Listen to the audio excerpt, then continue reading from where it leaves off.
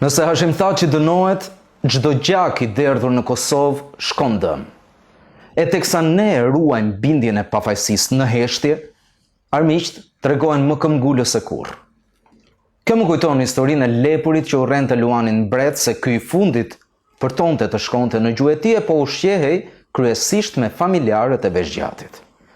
Mendoj ta vriste, por nga që vet nuk e bënte dot, e kafshët e tjera donin ta hanin gjithashtu, mendoj që idenë e tij ta ndante me kopen e milingonave. Plani ishte i qartë.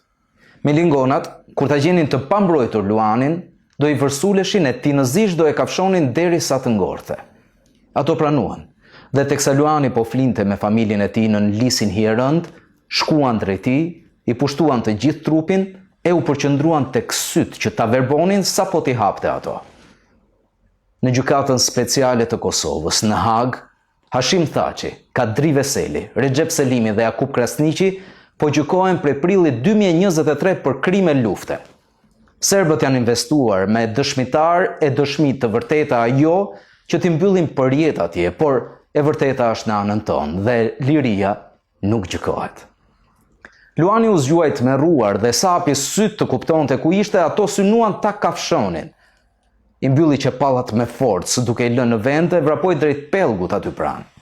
Me të futur në ujë, milingonat nxituan të shpëtonin nga mbytyja dhe braktisën misionin.